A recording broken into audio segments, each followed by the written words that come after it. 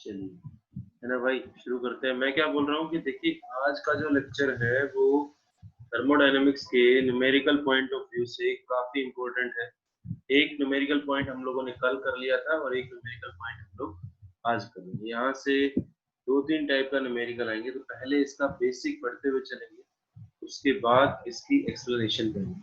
तो इस पार्ट को, सेकेंड पार्ट है एक तरह से थर्मोडायनेमिक्स का, इस पार्ट को हम लोग बोलते हैं थर्मोकेमिस्ट्री।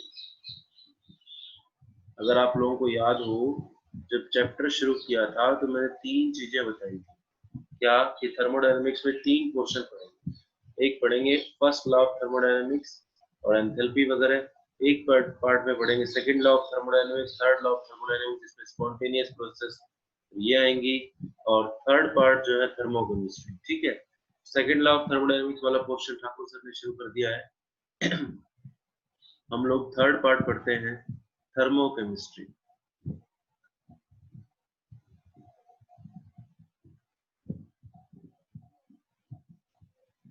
आपको न्यूमेरिकल मिलेगा ही मिलेगा इस पोर्शन से, चाहे आप एमसीक्यू की बात करें चाहे आप सब्जेक्टिव की बात करें।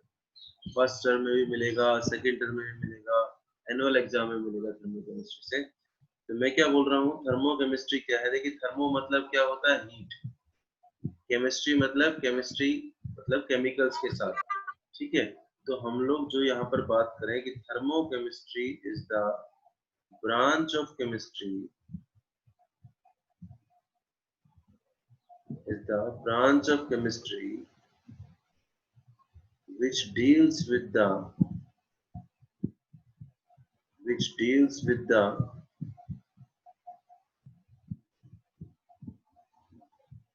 heat change during a chemical reaction। किसी केमिकल रिएक्शन में जो हीट चेंज हो रहे हैं उसके बारे में स्टडी करेगा, उसे हम लोग थर्मोकेमिस्ट्री कहते हैं। कि thermochemistry the branch of chemistry which deals with the study of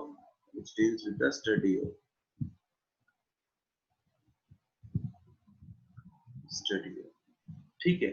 अब थर्मोकेमिस्ट्री में सबसे पहले जो पोर्शन हम लोग पढ़ रहे हैं वो है एक्सोथर्मिक रिएक्शन,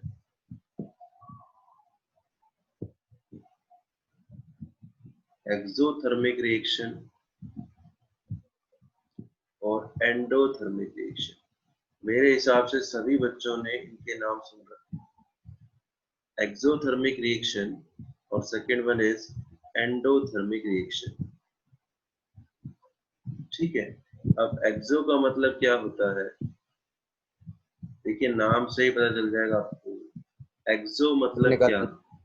एक्सो हीट प्लस, रिलीज। हाँ, एक्सो प्लस थर्मिक मतलब वो रिएक्शन जिसमें हीट जो है वो क्या हो रही हो, बाहर निकल रही है। एक्सो मतलब एग्जिट, थर्मिक मतलब हीट मतलब और रिएक्शन। ठीक है, एक्सो मतलब मैं क्या बोल रहा हूँ? एग्जिट। थर्मिक मतलब क्या? हीट। और प्लस क्या? रिएक्शन मतलब वो रिएक्शन जिसमें हीट बाहर निकल रही होगी, उस रिएक्शन को हम लोग एक्सोथर्मिक रिएक्शन बोलते हैं। तो क्या बोल रहा हूँ कि those reactions in which heat is released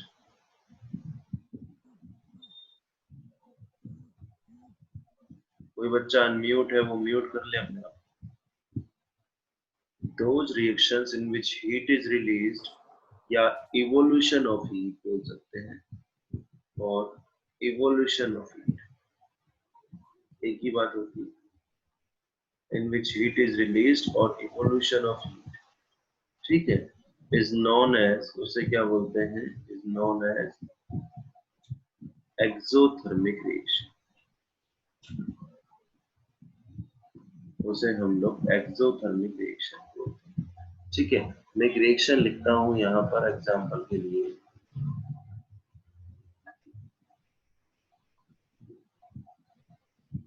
मैं क्या लिख रहा हूँ कि जैसे carbon solid plus O2 gas, मतलब कार्बन को जब ऑक्सीजन की प्रेजेंस में जलाया गया तो वो क्या बनाता है भैया, कार्बन और ऑक्सीजन क्या बनाएंगे, CO2।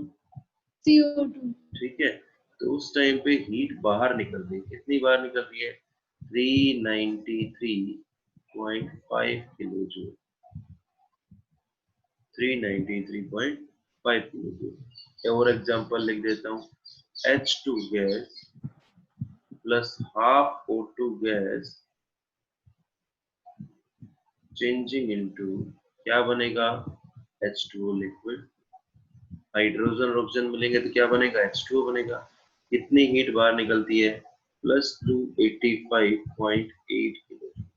आप यहाँ पर एक चीज देखें ढंग से, तो देखिए हीट बाहर निकल रही है, बाहर निकल रही है, इसलिए हम लोगों ने प्रोडक्ट साइड में हीट को दिखाया। जो चीज बाहर निकल रही होती है, जो चीज बन रही होती है, उसे हम लोग कहाँ दिखाते हैं, प्रोडक्ट साइड। ठीक है, जैसे मैं अगला लिखता हूँ कि N2 gas plus 3H2 gas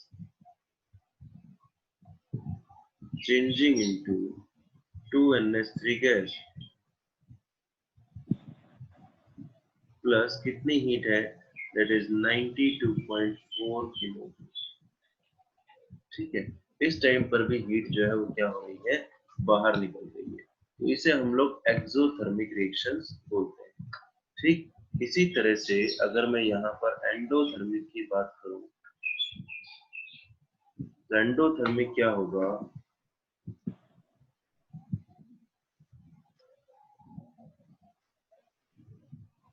endothermic मतलब हीट वहीं पर रुक जाए, वहीं पर एब्जॉर्ब हो जाए। तो those reactions in which heat is absorb, वो रिएक्शन जिसमें हीट क्या हो रही हो, heat is absorb, heat is absorb is known as, उसे हम लोग क्या बोलते हैं, is known as endothermic reaction, उसे एंडोथर्मिक रिएक्शन।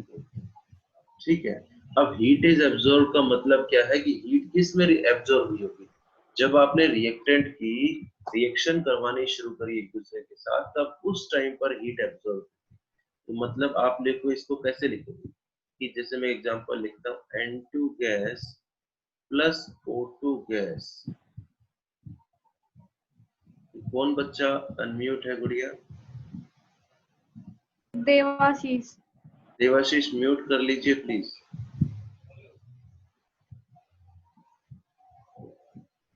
मैं कर देता हूँ, मैं जाऊंगा तो स्क्रीन की ब्राइटनेस कम हो जाती है, यही रीजन।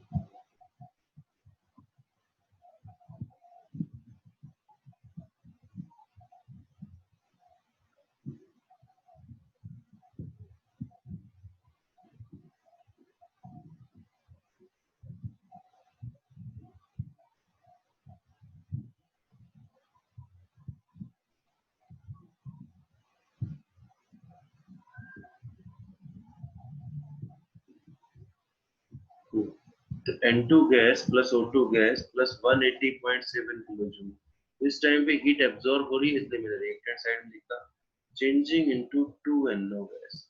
लेकिन ये आपको इस तरह से नहीं लिखा मिलेगा, आपको ये लिखा किस तरह से मिलेगा, ये हीट जो है, ये जो 180.7 किलो जूल है, ये प्रोडक्ट साइड में ही लिखी मिलेगी।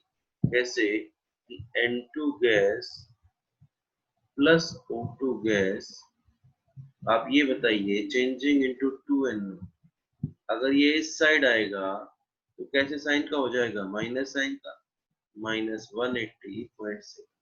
बोलो हो जाएगा नहीं हो जाएगा भाई। ठीक है, उसके बाद मैं कहूँ कि अगर कार्बन को H2O के साथ रिएक्शन कराई जाए तो क्या बनता है, CO gas plus H2 gas. ठीक है, उस टाइम पे हीट जो है वो कितनी एब्जॉर्ब हो रही है, -1315.4 किलो जूल। ठीक है, तो ये तरीका हो गया। अब कहता है कि मैं अगर इस हीट को, देखो एक तरह से ये हीट चेंज है। हीट चेंज क्या है कि भैया जब रिएक्टेंट से प्रोडक्ट बन रहा था तो इतनी हीट में चेंज हुआ है, मतलब जब इतनी हीट बाहर निकल रही है तो इतनी हीट में चेंज होता है, जब रिएक्टेंट से प्रोडक्ट बन रहा है तो इतनी हीट एब्जॉर्ब हो रही है, मतलब ये हीट चेंज है। हीट चेंज का किस सिंबल से दिखाते थे हीट चेंज को? डेल्टा एच से, अगर किसी को याद हो। एंथैल्पी चेंज या हीट चेंज जो होता है उससे आप लोग डेल्टा एच से दिखाते हैं। तो अब मैं डेल्टा एच की टर्म में इसको दिखाने की कोशिश करूंगा, एक्सोथर्मिक रिएक्शन वाले को और एंडोथर्मिक रिएक्शन वाले। ठीक है, तो मेरी बात का जवाब देना, अगर किसी को पता हो तो, नहीं पता होगा तो मैं बता दूंगा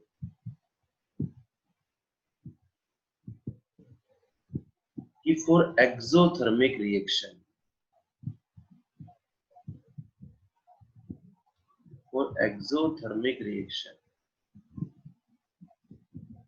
डेल्टा एच का फॉर्मूला आप लोग पीछे ही पढ़ चुके हो कि डेल्टा एच एक स्टेट फंक्शन होता है, और किसी रिएक्शन में अगर निकालना हो that is Hp minus HR।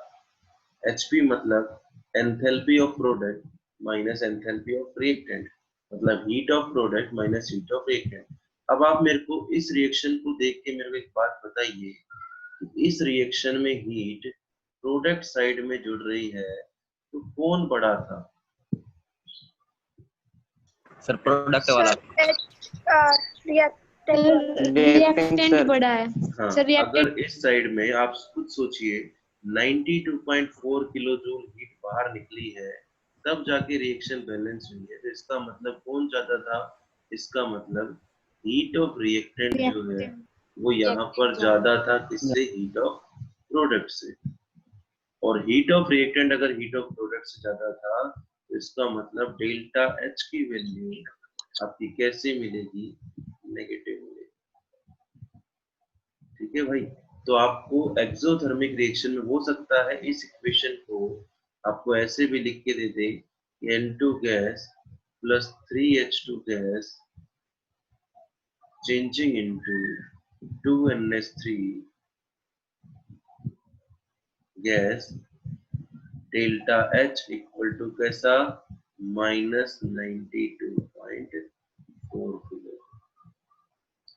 ठीक है, minus 98.4 kilo joule per mole. Okay, ये हीट चेंज हो गया। अब कहता है इसी तरह से अगर मैं एंडोथर्मिक के लिए लिखूं, ये एंडोथर्मिक है, अगर इसी तरह से मैं यही चीज एंडोथर्मिक के लिए लिखना चाहूं तो आप मेरे को बताइए एंडोथर्मिक रिएक्शन के लिए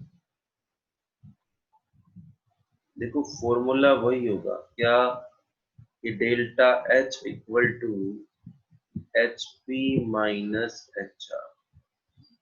ठीक है, अब आपको यहाँ पर प्रोडक्ट में से हीट कम करनी पड़ रही है। कम करनी पड़ रही है मतलब कौन ज्यादा है? एंथैल्पी ऑफ प्रोडक्ट ज्यादा है बजाय कि किसके? Enthalpy of reactant. ठीक है, इतना तो एक नॉन मेडिकल का स्टूडेंट मैथ वाला आराम से समझ जाएगा। अगर यहाँ पर इस चीज को कम करना पड़ रहा है तो इसका मतलब ये वाला हिस्सा जो है वो ज्यादा है तब। तो अब यहाँ पर क्या हो गया, अगर HP इज ग्रेटर देन होगा HR से तो डेल्टा H की वैल्यू पॉजिटिव आएगी। ठीक, तो इस इक्वेशन का और इक्वेशन जो भी आपने लिखी है उस इक्वेशन को ऐसे भी लिख सकता है C plus H2O gas changing into CO gas plus H2 gas delta H equal to plus 131.4 kilojoule पर मोल। ठीक है, तो मैं फाइनल कंक्लूजन की बात करूं कि आप लोगों को याद रखना है कि अगर किसी रिएक्शन में डेल्टा H की वैल्यू नेगेटिव दी गई है तो वो रिएक्शन एक्सोथर्मिक रिएक्शन है। अगर किसी रिएक्शन में डेल्टा H की वैल्यू पॉजिटिव दी गई है तो इसका मतलब वो रिएक्शन एंडोथर्मिक रिएक्शन है। इस बात को आप लोगों को याद रखना है। क्या? अगर किसी रिएक्शन में डेल्टा H की वैल्यू नेगेटिव है तो वो रिएक्शन एक्सोथर्मिक रिएक्शन है। अगर किसी रिएक्शन में डेल्टा H की वैल्यू पॉजिटिव है तो वो रिएक्शन आपकी एंडोथर्मिक रिएक्शन है। अगर मैं एक छोटा सा ग्राफ बना के इसको दिखाना चाहूँ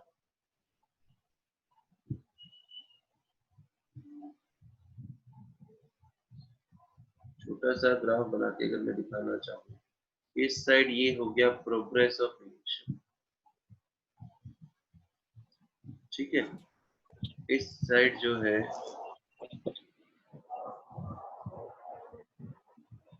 अब ये कौन बच्चा अनम्यूट है भाई?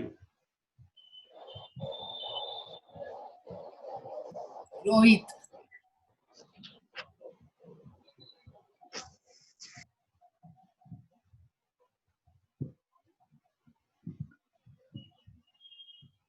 यार मैं आप लोगों को बार बार वही करता हूँ ना, म्यूट करता हूँ।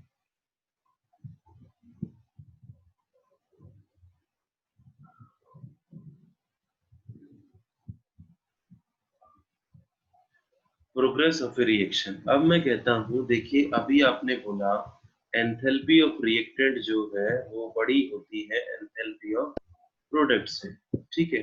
तो मैं यहाँ पर ये दिखा रहा हूँ, दैट इज द एंथैल्पी, ये रिएक्टेंट की हीट है, यहाँ रिएक्टेंट,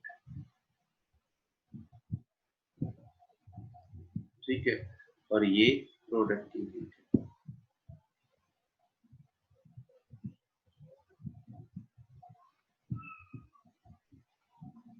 दैट इज HP और दैट इज HR। तो इन दोनों के बीच का जो डिफरेंस होगा, ये जो डिफरेंस होगा, ये आपका डेल्टा H कहलाएगा। और अगर आप फाइंड आउट करके देखोगे, देखो ये तो है HP, ठीक है, और यहाँ तक कि ये वैल्यू जो है वो है HR। कौन ज्यादा हुआ? HR ज्यादा हुआ, इसलिए वैल्यू जो है वो कैसी आएगी? नेगेटिव आएगी। एंथैल्पी ऑफ रिएक्टेंट ज्यादा हुई, इसलिए वैल्यू कैसी आएगी? नेगेटिव आएगी, ठीक है, ओके।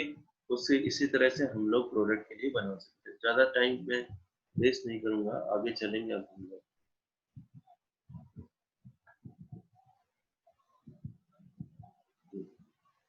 ठीक है। अगले टॉपिक पर चलते हैं। आगे मैं क्या बोल रहा हूँ, तो ग्राफ में बनाया था। जल्दी बना ले लो यार।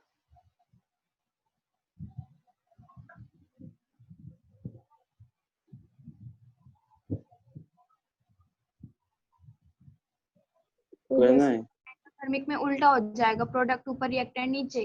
हम्म। चलो,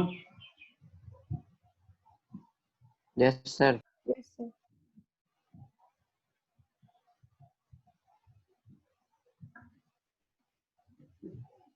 अब आगे चलते हैं। अगला जो पॉइंट मैं लिख रहा हूँ, तो क्या लिख रहा हूँ? Thermochemical equation. थर्मो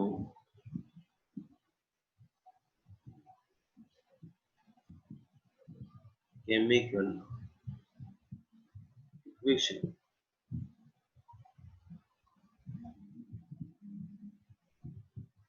ठीक है, देखिए थर्मो मतलब हीट, केमिकल मतलब रिएक्शन वाली, और इक्वेशन मतलब जो इक्वेशन आप लोग पढ़ते हैं, ठीक है।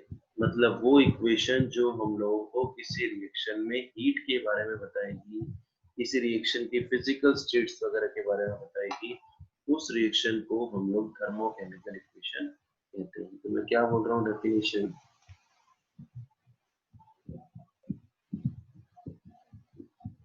thermochemical equation is a balanced equation that represent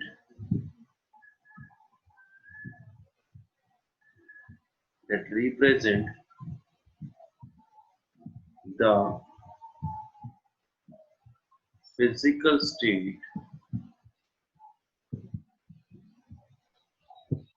thermochemical equation जो है वो एक बैलेंस्ड इक्वेशन है जो क्या रिप्रेजेंट कर रहा होगा, that represents the physical state of reactant and product, जो रिएक्टेंट और प्रोडक्ट की फिजिकल स्टेट के साथ साथ, that represent the physical state of reactant and product along with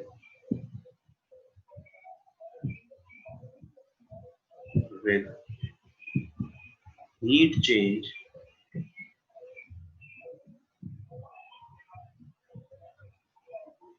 of the reaction, reaction में जो हीट चेंज हो रहे हैं उनके साथ साथ आपको रिएक्टेंट और प्रोडक्ट की क्या दिखाएगा, फिजिकल स्टेट भी दिखाएगा।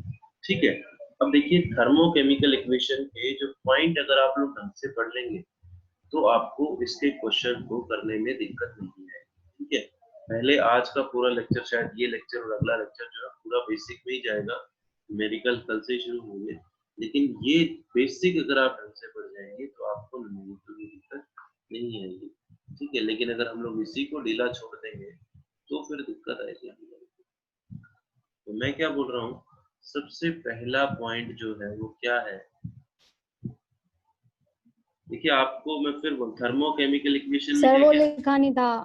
थर्मोकेमिकल इक्वेशन में क्या क्या मिलेगा, थर्मोकेमिकल इक्वेशन में आपको मिलेगा हीट चेंज कितना हो रहा है रिएक्शन में, मतलब एंथैल्पी, और क्या मिलेगा, फिजिकल स्टेट मिलेगी आपको रिएक्टेंट और प्रोडक्ट की। फिर से बोल रहा हूँ, कोई भी यहाँ पर थर्मोकेमिकल इक्वेशन मतलब थर्मोडायनेमिक्स में अगर आपको कोई केमिकल रिएक्शन मिलती है, थर्मोकेमिस्ट्री के चैप्टर में अगर आपको कोई केमिकल रिएक्शन मिलती है तो वहां पर आपको रिएक्टेंट और प्रोडक्ट की फिजिकल स्टेट के साथ साथ उसकी हीट चेंज भी गिवन होगी। हीट चेंज मतलब डेल्टा एच, डेल्टा एच की वैल्यू अगर नेगेटिव हो तो वो रिएक्शन एक्सोथर्मिक होगी, डेल्टा एच की वैल्यू अगर पॉजिटिव हो तो वो रिएक्शन एंडोथर्मिक होगी। ये बात आप लोगों को याद रखनी है, delta H positive for endothermic, delta H negative for exothermic. ठीक है, खुशी Rawat I think write down कर लिया होगा। Yes sir. चलिए, अब मैं क्या कह रहा हूं कि अगर आप किसी थर्मोकेमिकल इक्वेशन को मल्टीप्लाई करते हैं, when A thermochemical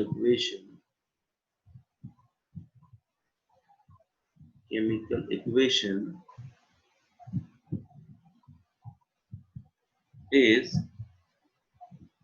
multiplied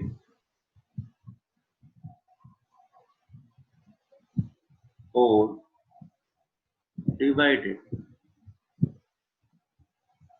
When a thermochemical equation is multiplied or divided, अगर थर्मोकेमिकल इक्वेशन को मल्टीप्लाई करते हैं या डिवाइड करते हैं बाई ए फैक्टर, किसी फैक्टर से, मतलब मान लीजिए किसी थर्मोकेमिकल इक्वेशन को हम लोग 2 से मल्टीप्लाई करते हैं या किसी थर्मोकेमिकल इक्वेशन को 3 से मल्टीप्लाई करते हैं, 3 से डिवाइड करते हैं, तो अगर थर्मोकेमिकल इक्वेशन को आप किसी डिजिट से मल्टीप्लाई या डिवाइड कर रहे हैं, then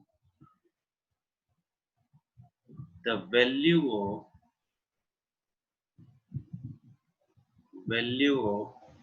delta H also multiply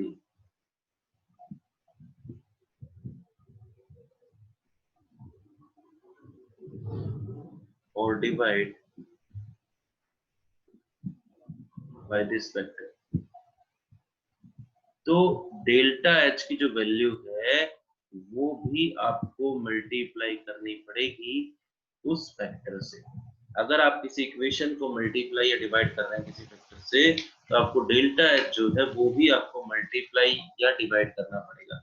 multiply कर रहे हो तो मल्टीप्लाई, डिवाइड कर रहे हो तो डिवाइड। जैसे मैं इक्वेशन लिखता हूँ एग्जाम्पल के तौर पे, इक्वेशन ढंग से देखना, मैं क्या बोल रहा हूँ, इक्वेशन लिखी C2H6 दैट इज इथेन का फॉर्मूला है, उसे ऑक्सीजन की प्रेजेंस में जलाया, ठीक है, क्या हो गया, क्या बना, CO2 बना, क्या बना, H2O बना। क्या आप इसे बैलेंस कर सकते हैं? C2H6 से तो कितना CO2 मिलेगा,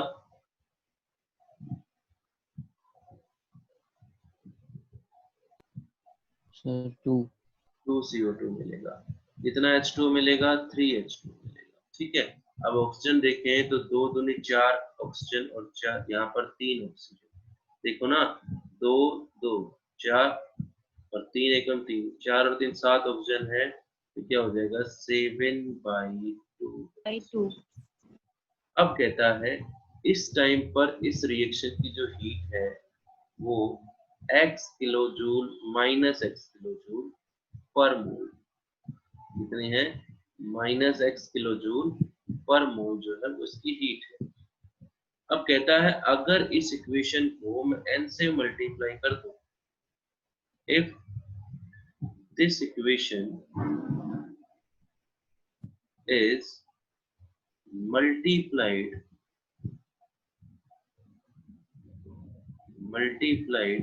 by n, अगर इस इक्वेशन को हम लोग किससे मल्टीप्लाई करते हैं, n से मल्टीप्लाई कर दें, तो क्या होगा, NC2H6।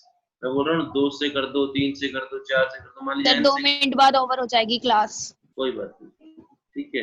तो क्या हो गया, सेव, एक बार स्क्रीनशॉट ले लेना अटेंडेंस का दोबारा सर लेके भेज दी। 7n/2, ठीक है। ये क्या हो जाएगा, इधर क्या हो जाएगा 2nCO2, यहाँ पर क्या हो जाएगा 3nH2। मैं क्या कर रहा हूँ, पूरी इक्वेशन को मैंने n से मल्टीप्लाई किया, ठीक है। तो कहने की बात यहाँ पर क्या है कि जो डेल्टा H जो है वो भी आपका किससे मल्टीप्लाई हो जाएगा, फिर n से मल्टीप्लाई। बस यही बात थी इस पॉइंट की, ठीक है। चलिए अगले पॉइंट पर आते हैं। देखो ये पॉइंट ही सारे न्यूमेरिकल के सॉल्यूशन है। ये पॉइंट अगर हम लोग ढंग से पढ़ लेंगे, या राइट डाउन कर लिया हो, चलो। Yes sir. Yes sir. ठीक है। अब अगला पॉइंट क्या कहता है कि अगर आप किसी थर्मोकेमिकल इक्वेशन को रिवर्स कर देते हैं, if A thermochemical equation is reverse। Reverse का मतलब क्या होता है, रिवर्स मतलब होता है अगर हम लोग किसी इक्वेशन को, कोई इक्वेशन दी गई थी, अगर हम लोग उस इक्वेशन को क्या कर दें, उल्टा कर दें, अगर हम लोग उस इक्वेशन क्या कर दें, उल्टा कर दें, तब उसके बाद क्या होगा, फिर थर्मोकेमिकल इक्वेशन इज रिवर्स। अगर किसी थर्मोकेमिकल इक्वेशन को उल्टा करने का मतलब है जो रिएक्टेंट था उसे प्रोडक्ट बना दिया, जो प्रोडक्ट था उसे रिएक्टेंट बना दिया। If thermochemical equation is reverse, then value of delta H reaction remains same। तो डेल्टा H की जो वैल्यू है वो सेम रहेगी, बट साइन गेट रिवर्स, लेकिन साइन जो है वो क्या हो जाएगा, रिवर्स हो जाएगा। साइन रिवर्स होने का मतलब क्या है बेटा, कि अगर वो वैल्यू नेगेटिव थी तो वो कैसी हो जाएगी, पॉजिटिव हो जाएगी। पॉजिटिव। अगर वो पॉजिटिव थी तो वो क्या हो जाएगी, नेगेटिव हो जाएगी, ठीक है। जैसे मैं कहता हूँ कि ऊपर वाली ही इक्वेशन ले लेते हैं, ठीक है। ऊपर वाली कौन सी, अभी टाइम होने वाला है, क्या हो गया, कोई बात नहीं, अभी एक बार ओवर करके आ जाते हैं, ठीक है।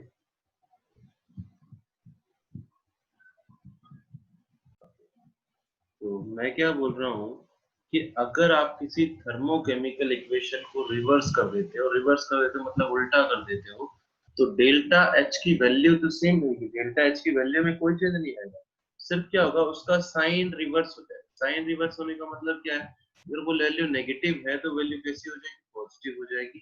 पॉजिटिव है तो कैसी हो जाएगी, नेगेटिव। जैसे मैंने ऊपर अभी इक्वेशन लिखी थी, ये देखिए,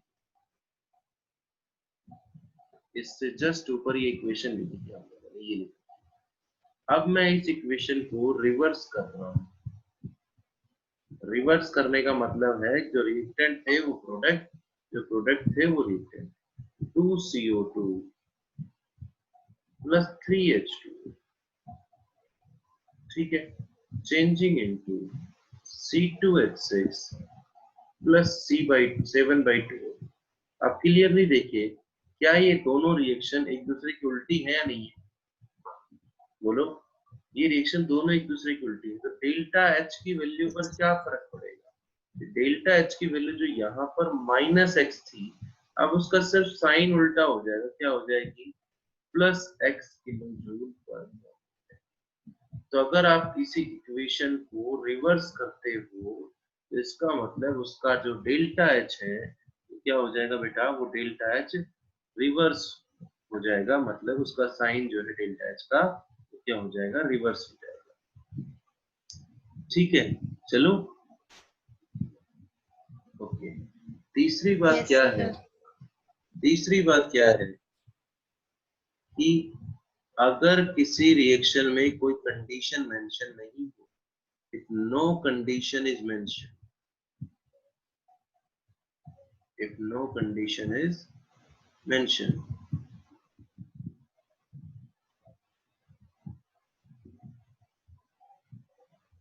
अगर किसी रिएक्शन में कोई कंडीशन मेंशन नहीं है, कंडीशन का मतलब होता है कि वो रिएक्शन कहां पर हो रही है, कहां पर नहीं। अगर किसी रिएक्शन में कोई कंडीशन मेंशन नहीं हो रही,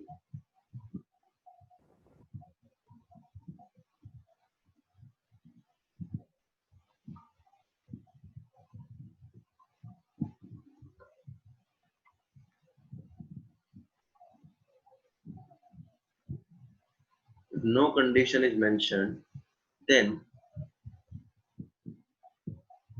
consider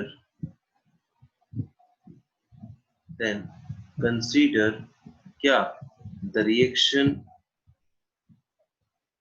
at standard condition। अगर कोई कंडीशन मेंशन नहीं है तो हम लोग क्या मानेंगे कि वो रिएक्शन जो है वो स्टैंडर्ड कंडीशन पर हो। स्टैंडर्ड कंडीशन मतलब टेम्परेचर कितना, that is 298 kelvin temperature and 1 bar pressure. ठीक है, अगर किसी इक्वेशन में टेम्परेचर और प्रेशर मेंशन नहीं है तो हम लोग क्या मानेंगे कि उस रिएक्शन में वो रिएक्शन जो है वो कहां पर हो रही है, वो रिएक्शन स्टैंडर्ड स्टेट पर हो रही है। ठीक है, उसके बाद आगे चलते हैं।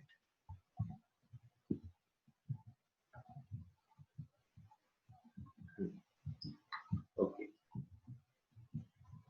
तो मैं क्या बोल रहा हूँ, कल आप लोगों ने भगवान खुशी रावत आज तो डेली चल रही है तू। नेटवर्क नहीं आ रहा तो सर स्क्रीनशॉट भी नहीं ले पा रही हूँ और लिख भी नहीं पा रही हूँ। अब ठीक है, यस ठीक है। अब उसके बाद बोलते हैं हीट ऑफ ए रिएक्शन या heat change of A reaction.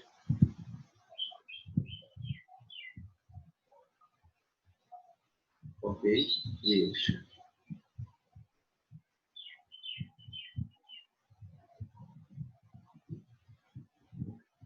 ठीक है। अब कहता है जब आप हीट चेंज पढ़ रहे हैं, हीट चेंज मतलब जब डेल्टा एच पढ़ रहे हैं, आप लोग पीछे पढ़ चुके थे डेल्टा एच, कल आप लोगों ने फॉर्मूले भी निकाल लिए थे, कुछ क्वेश्चन भी करने के लिए दिया था आप लोगों को। तो heat change of A reaction के बारे में क्या कहता है कि कौन कौन से फैक्टर्स हैं जो इसकी हीट चेंज को अफेक्ट करते हैं। सबसे पहला फैक्टर है फिजिकल स्टेट,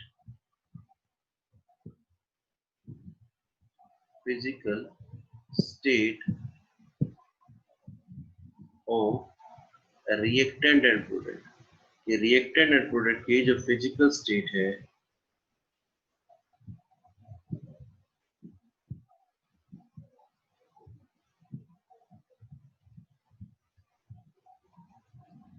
रिएक्टेंट और प्रोडक्ट की जो फिजिकल स्टेट है वो जो है वो हीट चेंज को अफेक्ट करती है।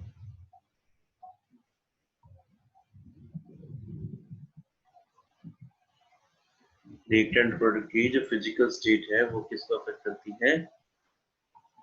अब कहता है देखिए, दूसरा है इफेक्ट ऑफ टेम्परेचर। दूसरा फैक्टर जो है, मैं इसके लिए ज्यादा डीपली नहीं जा रहा क्योंकि हमारे वो कोई काम का नहीं कि फिजिकल स्टेट हम लोगों को इवन मिलेगी क्वेश्चन में, बस फैक्टर पता होने चाहिए कौन कौन से फैक्टर है। इफेक्ट ऑफ टेम्परेचर, तो इसके लिए एक चीज है is predicted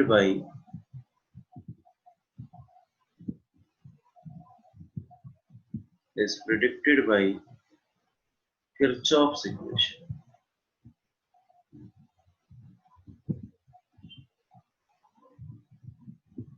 it's predicted by Kirchhoff's equation. ठीक है, किरचॉफ्स इक्वेशन क्या होती है कि डेल्टा एच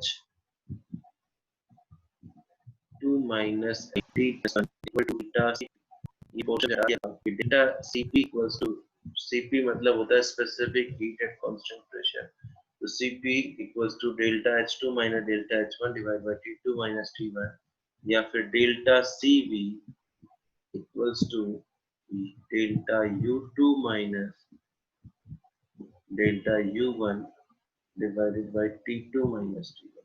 तो ये पॉइंट भी आपसे पेपर में नहीं पूछा जाएगा। ठीक है, अब उसके बाद बात करें, तीसरा जो फैक्टर है वो डिपेंड करता है कि रिएक्शन की कंडीशंस क्या है। रिएक्शन कंडीशंस न्यूमेरिकल बहुत आसान आएंगे इसके, बशर्ते की बात ये है कि किसी बच्चे को कैलकुलेशन अच्छे से देख को छोड़ देंगे तो बात अलग। देखिए आपने कल पढ़ा था heat change at constant pressure,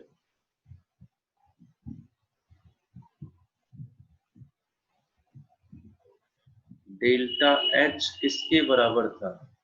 QP के बराबर पढ़ा था, बोलो बोलो भाई, अगर first law of thermodynamics constant pressure को निकालते हैं और heat change at constant volume के बराबर हम लोगों ने लिखा था कि डेल्टा H बराबर किसके, सॉरी डेल्टा U बराबर किसके, डेल्टा H नहीं, डेल्टा U बराबर किसके, QV के। ठीक है, अब कहता है आप लोगों ने एक फॉर्मूला लिखा था उसके बाद कि delta H equal to delta U plus delta NGRT। ठीक है, डेल्टा H की जगह पे क्या लिख सकता हूँ, QP equal to delta U की जगह पर QV plus delta NGRT।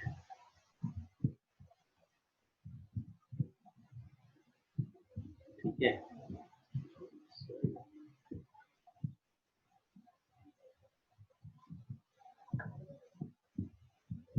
QP कर दो थोड़ा।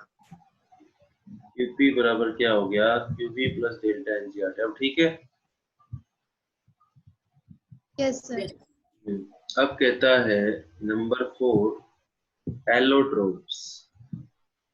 तो अगर कोई एक एलोट्रोप यहाँ पर दूसरी एलोट्रोप में बदल रही होगी, अगर कोई एक एलोट्रोप जो है वो दूसरी एलोट्रोप में बदल रही होगी, तब भी जो है वहां पर हीट चेंज होगा। whenever a reaction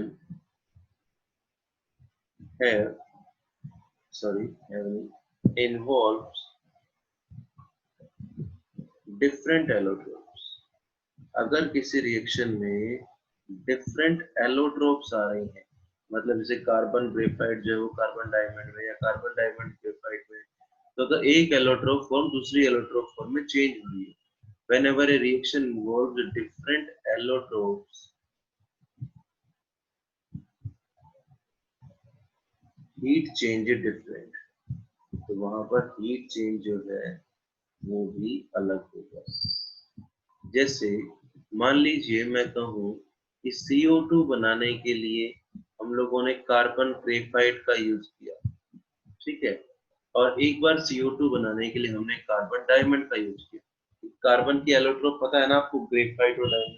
तो मान लीजिए हमने ग्रेफाइट वाला कार्बन जो है वो यूज किया CO2 बनाने के लिए, ठीक है, तब हीट चेंज अलग होगा।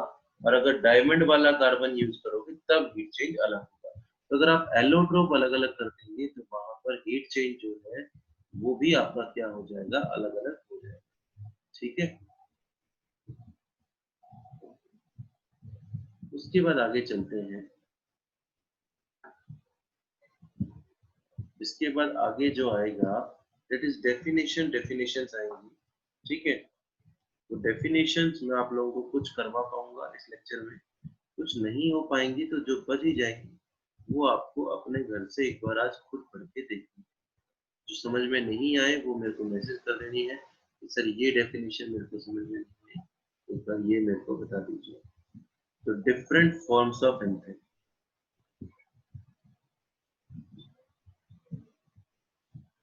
different forms of enthalpy.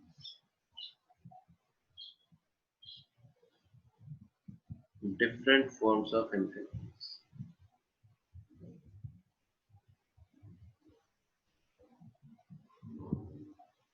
ठीक है, सबसे पहला है एंथैल्पी ऑफ फॉर्मेशन। अब देखो, या इनको, इन डेफिनेशंस को, एक बात मेरी बात सुन लेना, इन डेफिनेशंस को कहीं पर भी पेपर में नहीं पूछा जाएगा भाई, कहीं पर भी नहीं पूछेगा, सिर्फ इनका मतलब पता होना चाहिए। इसका मतलब पता होना चाहिए कि इनका मतलब होता क्या है। देखिए, एंथैल्पीज का मतलब जो आप डेल्टा एच पढ़ रहे हो, फॉर्मेशन मतलब जो कोई फॉर्म हो रहा हो, जब रिएक्टेंट से कोई प्रोडक्ट बन रहा हो, किसी प्रोडक्ट की फॉर्मेशन हो रही हो, तो उस टाइम पर जो एंथैल्पी चेंज होता है उसे एंथैल्पी ऑफ फॉर्मेशन कहते हैं। ठीक है, फिर से बोल रहा हूँ कि जब किसी प्रोडक्ट की फॉर्मेशन हो रही हो तो उस टाइम पर जो एंथैल्पी चेंज होता है उसे एंथैल्पी ऑफ फॉर्मेशन बोलते हैं। ठीक है, डेल्टा एच। कि अगर कोई प्रोडक्ट उसके कॉन्स्टिट्यूएंट एलिमेंट से बनाया जाए तो उस टाइम पर जो हीट रिलीज हो रही होगी, सॉरी, जो हीट चेंज हो रहा होगा उसे हम लोग एंथैल्पी ऑफ फॉर्मेशन कहते हैं। ठीक है, मैं क्या बोल रहा हूँ,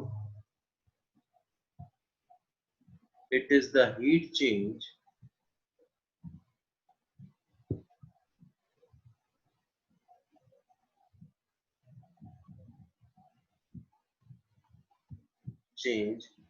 when 1 mole of a substance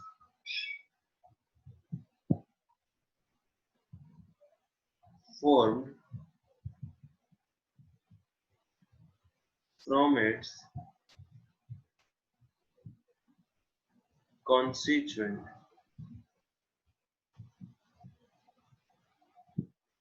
element. ठीक है, कि ये वो हीट चेंज है जब एक मोल ऑफ सब्सटेंस बन रहा हो उसके कॉन्स्टिट्यूएंट एलिमेंट से। जैसे मैं कहूँ कि H2 gas plus half O2 gas changing into H2O liquid. ठीक है, तो इस टाइम पर जो हीट चेंज हो रहा होगा, यानी कि जो एंथैल्पी ऑफ रिएक्शन होगा वो एंथैल्पी ऑफ फॉर्मेशन के बराबर होगा। ये भी आप लोगों को याद रखने की जरूरत नहीं है, heat of reaction heat of enthalpy of formation के बराबर होगा। सिर्फ ये है कि जब H2O की फॉर्मेशन हो रही होगी तो उस रिएक्शन को, उस एंथैल्पी को हम लोग एंथैल्पी ऑफ फॉर्मेशन बोलेंगे। ठीक है, अरे बोलो, चलो आगे। Yes sir. Yes sir. ठीक है, अब कहता है अगर यही रिएक्शन जो है वो स्टैंडर्ड स्टेट पे ले ली जाए,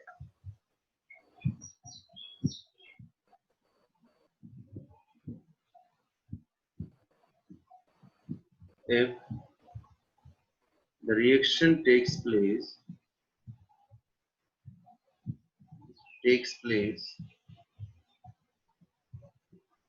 at standard state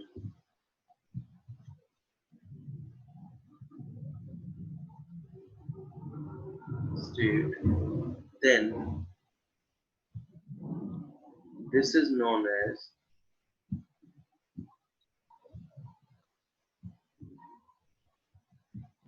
क्या, स्टैंडर्ड एंथैल्पी। अगर कोई रिएक्शन जो है वो स्टैंडर्ड स्टेट पर हो रही हो तो उसे स्टैंडर्ड एंथैल्पी ऑफ फॉर्मेशन बोलते हैं। Standard enthalpy of formation. ठीक है, स्टैंडर्ड एंथैल्पी ऑफ फॉर्मेशन को डेल्टा एच नॉट एफ से दिखाते हैं।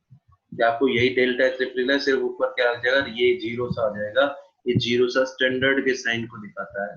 तो अगर रिएक्शन स्टैंडर्ड स्टेट पर, स्टैंडर्ड स्टेट मतलब 298 केल्विन और 1 बार प्रेशर पर, अगर 298 केल्विन पर और 1 बार प्रेशर पर हो रही हो तो उसे स्टैंडर्ड एंथैल्पी ऑफ फॉर्मेशन। जैसे मैं लिखता हूं carbon solid plus O2 gas changing into CO2 gas और डेल्टा एच नॉट एफ दिया गया, मतलब इसका एंथैल्पी ऑफ फॉर्मेशन जो है वो दिया गया, दैट इज -393.5 किलोजूल पर मोल। ठीक है, -393.5 किलोजूल पर मोल। अब उसकी बात कहता है कि अगर किसी रिएक्शन में, राइट डाउन कर लिया, नीचे चलो। Yes sir. अगर किसी रिएक्शन में हम लोगों को स्टैंडर्ड एंथैल्पी ऑफ फॉर्मेशन निकालनी हो, मतलब मान लीजिए अगर मेरे को रिएक्टेंट और प्रोडक्ट की एंथैल्पी ऑफ फॉर्मेशन पता हो, तो स्टैंडर्ड एंथैल्पी ऑफ फॉर्मेशन निकालने का फॉर्मूला है डेल्टा एच नॉट एफ, ये sorry, delta H not equal to delta H not F किसका, प्रोडक्ट का, ये आर है, सॉरी आर मतलब एंथैल्पी ऑफ रिएक्शन। अगर आपको किसी रिएक्शन की एंथैल्पी पूछ ली जाए और आप लोगों से enthalpy of formation of product दे रखा हो और फॉर्मेशन ऑफ रिएक्टेंट दे रखा हो, हम लोग क्या करेंगे, delta H not F minus delta H not F reactant. फिर से बोल रहा हूँ, एक बार ढंग से समझना कि अगर किसी रिएक्शन में आपको एंथैल्पी ऑफ प्रोडक्ट दे रखा हो, enthalpy of product of formation और enthalpy of formation of reactant दे रखा हो और आपसे कहे कि एंथैल्पी ऑफ रिएक्शन बताइए, तो वहां पर प्रोडक्ट माइनस रिएक्टेंट वाला फॉर्मूला लगाना है। सम्मेशन करता हूँ, सम्मेशन इसलिए कर रहा हूँ क्योंकि आपके पास एक ही प्रोडक्ट नहीं होगा, एक से ज्यादा होंगे, तो जितने प्रोडक्ट की एंथैल्पी ऑफ फॉर्मेशन दे रखी है उनको जोड़ दो, जितने रिएक्टेंट की एंथैल्पी ऑफ फॉर्मेशन दे रखी है उनको जोड़ दो और दोनों को माइनस कर दो, तो आपके पास एंथैल्पी ऑफ रिएक्शन आ जाएगी। ठीक है, उसके बाद आगे चलते हैं।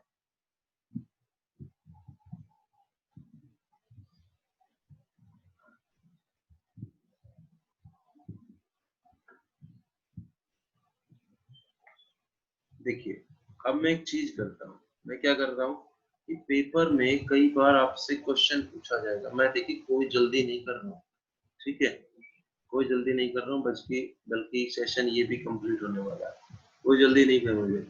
ठीक है, एक क्वेश्चन लिख रहा हूँ क्योंकि इस क्वेश्चन से आप समझ जाएंगे। मैं लिख रहा हूँ right equation for enthalpy of formation. Paper में कह देगा कि भैया इसकी एंथैल्पी ऑफ फॉर्मेशन की वैल्यू दी गई, तो यहाँ पर कई बार हम लोगों को इक्वेशन लिखनी पड़ती है। तो right equation for enthalpy of formation, first दिया गया CH4, सेकंड दिया गया C2H6, CH4 gas, C2H6 gas, third C6H6 liquid, ठीक है, fourth CH3 COOH liquid, fifth CH3 CH2OH liquid, sixth CaCO3 solid, सातवां NaHCO3 solid, आठवां SO2 गैस, नौवां SO3 gas, दसवां H3PO4। इस तरह से और भी एग्जाम्पल आपके पास हो सकते हैं। ठीक है, तो मैं सबसे पहला लिख के दिखाता हूँ आपको आंसर जो होगा वो क्या होगा, देखिए लिखना बहुत आसान है, ठीक है। अब मेरे को सिर्फ ये बताइए, राइट एंथैल्पी ऑफ फॉर्मेशन लिख रहे हैं, CH4 की मैं फॉर्मेशन लिखना चाह रहा हूँ, इसका मतलब CH4 जो मिलेगा वो आपको किस साइड में मिलेगा, प्रोडक्ट साइड में मिलेगा, पहली बार, ठीक है। अगर मैं CH4 की फॉर्मेशन लिखना चाहता हूँ तो इसका मतलब CH4 जो मिलेगा मेरे को वो किस साइड में मिलेगा, प्रोडक्ट साइड में मिलेगा, ठीक है। तो बोलिए भाई, yes sir. Yes sir. CH4 की फॉर्मेशन लिखना चाहते हैं तो CH4 आपको प्रोडक्ट साइड में मिलेगा। अब आप मेरे को एक बात बताइए, अगर आपको CH4 बनाना है तो आप किस किस से बना सकते हैं? CO2H2O। हाँ, और किस किस से बना सकते हो, यहाँ पर एलिमेंट देख ले, कौन कौन सा एलिमेंट है, कार्बन और हाइड्रोजन। कार्बन और हाइड्रोजन। तो मैं कार्बन और हाइड्रोजन की मदद से CH4 बनाऊंगा, C+H2 चेंजिंग इनटू CH4, ठीक है भाई। ओके, आपको ये देखना आपको एलिमेंट कौन कौन से रिक्वायर्ड है, किन किन एलिमेंट की मदद से आप लोग बना सकते हो। अब जैसे C2H6 जो है इसको बनाना हो तो आपको कुछ नहीं करना, आपको सिर्फ एलिमेंट देखने, इतने कार्बन चाहिए और क्या चाहिए, हाइड्रोजन, तो C+H2, ठीक है। कार्बन तो सॉलिड ही होता है, हाइड्रोजन गैस होती है, इतना तो सबको पता है। अब बैलेंस कर लेते हैं, 2 कार्बन है, 2 कार्बन, 6 हाइड्रोजन है, 3H2। बोलो कोई दिक्कत? No sir. कोई बात नहीं, अभी भी नहीं आया होगा, और एग्जांपल ले लेते हैं। C6H6 बनाना है, ठीक है। C6H6 बनाने के लिए आपको चाहिए वही, क्या चाहिए, कार्बन चाहिए और क्या चाहिए, हाइड्रोजन चाहिए, ठीक है। कितने कार्बन चाहिए, 6 कार्बन चाहिए, कितने हाइड्रोजन चाहिए, 3, ठीक है ना भाई, बोलो कोई दिक्कत? No no sir. ठीक है, अब मैं आगे चलता हूँ।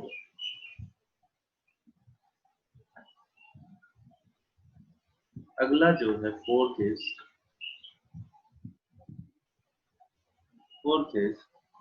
देखिए, फोर्थ में आप लोगों को डाउट आपको क्लियर है। फोर्थ देखिए, फोर्थ क्या है कि आपको क्या बनाना है, CH3 COOH बनाना है। आप ये देखिए आपको कौन कौन से एलिमेंट चाहिए, कौन कौन से चाहिएंगे,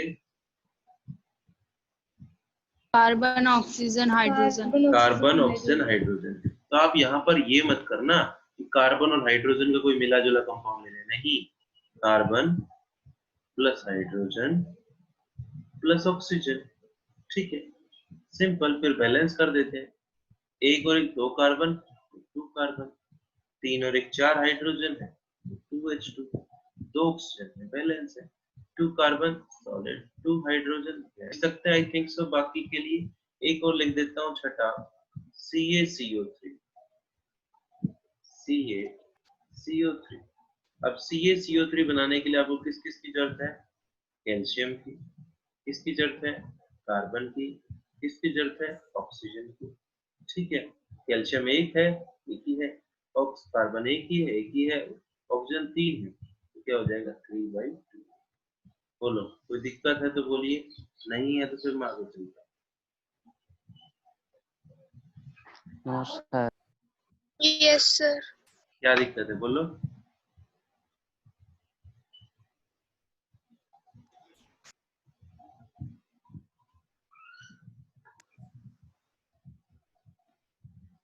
अब मैं कुछ एलिमेंट लिख रहा हूँ, उन एलिमेंट की स्टैंडर्ड एंथैल्पी जो है वो 0 होती है, ठीक है।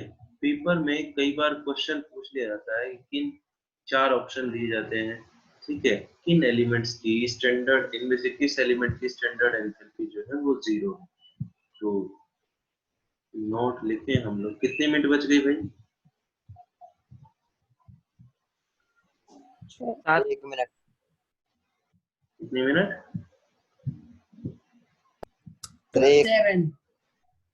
7। 1 minute। अंदर टेक द स्क्रीनशॉट अभी लिया है, पहले का ही लिया है? लिया है 2-3 मिनट पहले। तो एक अभी लिया था, ठीक है। स्टार्टिंग में नहीं भेजा तुम्हें? नहीं थे। ओके, ठीक है। Sir hello sir. Lalit Kumar ji बोलो। सर मैं बीच में लीव हो गया था अभी, तो शायद मेरा नाम नहीं आया, वो अभी ज्वाइन किया मैंने। यस सर मैं भी। ठीक है, ठीक है। अब कहता है delta H note F enthalpy of formation of elements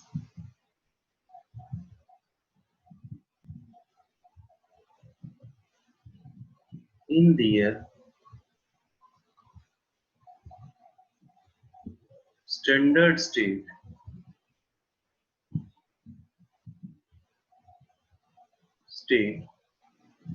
are taken as zero।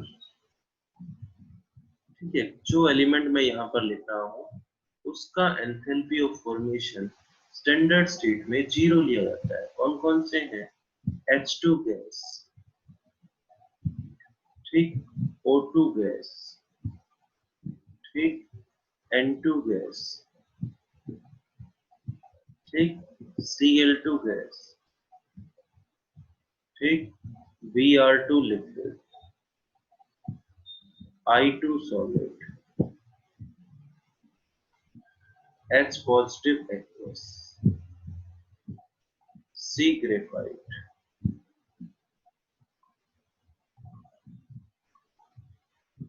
S orthorhombic,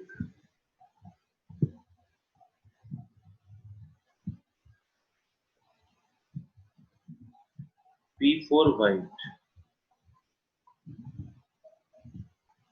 P4 मतलब व्हाइट फॉस्फोरस, ठीक है। Metals F2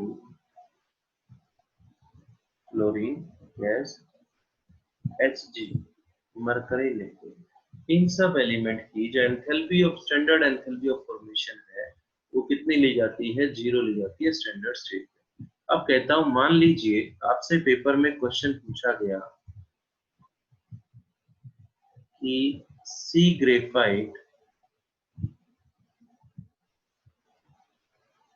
plus O2 changing into CO2। आपसे बोला गया इस रिएक्शन का एंथैल्पी ऑफ रिएक्शन बताइए। इस रिएक्शन का एंथैल्पी ऑफ रिएक्शन किसके बराबर होगा? अब देखो फॉर्मूला आपने क्या लगाया था कि summation of enthalpy of formation of किसका? प्रोडक्ट का, minus summation of enthalpy of formation of किसका? रिएक्टेंट का। ठीक, ये आपको दे रखा करना है। एक सेकंड में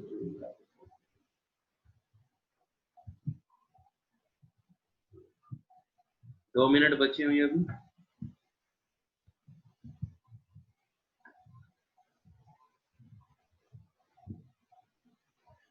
ओके, तो अब क्या बोलता है देखो, प्रोडक्ट में कौन है? CO2। Enthalpy of formation of CO2 सिर्फ CO2 है। रिएक्टेंट में कौन कौन है? रिएक्टेंट में है एंथैल्पी ऑफ फॉर्मेशन ऑफ इसकी कार्बन की, और कार्बन कौन सा? ग्रेफाइट वाला, plus enthalpy of formation of इसकी O2 की। स्टैंडर्ड स्टेट पे अभी बताया इन दोनों की वैल्यू कितनी होती है? जीरो होती है, अभी ऊपर लिखा है। इसका एंथैल्पी ऑफ रिएक्शन जो है वो delta H not F CO2 के बराबर। चलो आगे।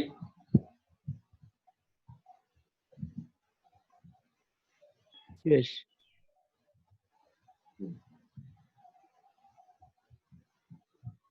ठीक है, एक चीज यहाँ पर एक नोट याद रखना। क्या है वो नोट? कितने मिनट बची हुई है भाई, बता दो तो। 1 मिनट। 1 मिनट 2 मिनट 2 मिनट है सर। कोई बात। जनरली मशीन है सर। एंथैल्पी ऑफ फॉर्मेशन जो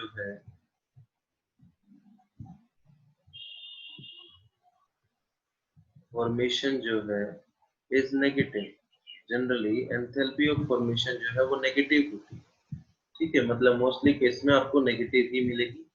but in case of oxides, लेकिन अगर ऑक्साइड्स हैं, in case of formation of oxides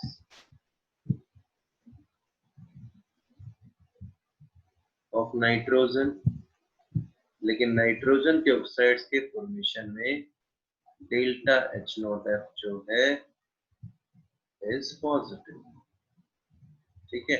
generally जो आपका डेल्टा H0F होगा वो नेगेटिव होगा, but in formation of oxides of nitrogen, लेकिन नाइट्रोजन के ऑक्साइड्स की फॉर्मेशन में वो कैसा होगा, पॉजिटिव होगा। फॉर एग्जांपल किस किस की फॉर्मेशन में पॉजिटिव होगा, NO की फॉर्मेशन में, N2O की फॉर्मेशन में, NO2 की फॉर्म में, N2O4 की फॉर्म में, N2O5 की फॉर्म में, ठीक है। Such compounds are called, in compounds are called endothermic compound।